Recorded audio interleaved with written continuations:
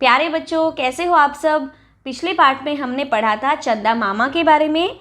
इसमें हम चंदा मामा के ही बारे में एक प्यारी सी कविता पढ़ेंगे। हमारा पार्ट नंबर 24 है गिरे ताल में चंदा मामा।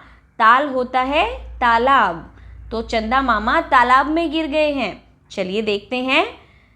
गिरे ताल में चंदा मामा, सबने देखा, फंसे जाल में चंदा मामा, सबने देखा, सबने देखा एक अचंभा, मछुआरे ने जाल समेटा, कहीं नहीं थे चंदा मामा, कहाँ गए जी चंदा मामा। तो जब हमने देखा तो तालाब में चंदा मामा गिर गए थे और एक मछुआरा जो कि मछलियाँ पकड़ रहा था, उसने अपने जाल को फैलाया हुआ था। तो चंदा मामा उसके जाल में फंस गए थे और जब मछुआरे ने अपना जाल समेट लिया तो वहाँ चंदा मामा थे ही नहीं। पता नहीं चंदा मामा कहाँ चले गए। इस कविता को लिखा है राजेश जोशी जी ने। चलिए इसका अभ्यास देखते हैं। शब्दों का खेल।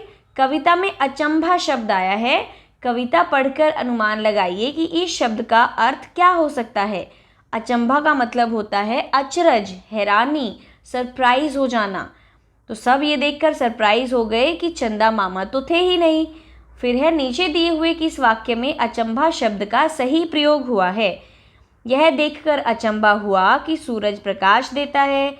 यह देखकर अचंभा हुआ कि चांद रात में दिखता है। यह देखकर अचंभा हुआ कि आधे मैदान में बारिश हुई और आधा मैदान सूखा था। तो सही अर्थ कहाँ हुआ है?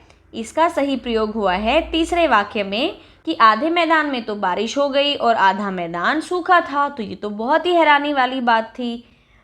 अब है इस कविता में चंदा मामा की जगह सूरज दादा कहकर इस कविता को पढ़िए और अपनी नई कविता को कॉपी में लिखिए। तो जहाँ जहाँ भी चंदा मामा आए हैं वहाँ आप सूरज दादा बोलेंगे। गिरे ताल में सूरज दादा, सबने देखा, फंसे जाल में सूरज दादा, सबने देखा एक अचंभा, मछुआरे ने जाल समेटा, कहीं नहीं थे सूरज दादा, कहाँ गए जी सूरज दादा। तो चंदा मामा की जगह पर आप लिखेंगे सूरज दादा और इस कविता को लिखेंगे अपनी कॉपी में। फिर है मिलकर पढ़िए। चांद की रोटी पानी में आई, मछली फिर भी खा न पाई। जब चांद पानी में दिखता है तो मछली ने सोचा ये तो रोटी है, लेकिन जैसे ही वो उसको खाने जाती है वो उसको खा ही नहीं पाती है। ये आप पढ़ेंगे।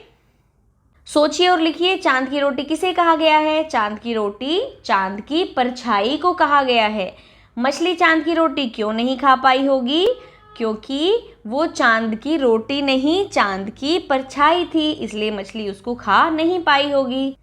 तो ये थी हमारी कविता गिरे ताल में चंदा मामा। मिलते हैं अगले पार्ट में, तब तक स्वस्थ रहिए, सीखते रहिए।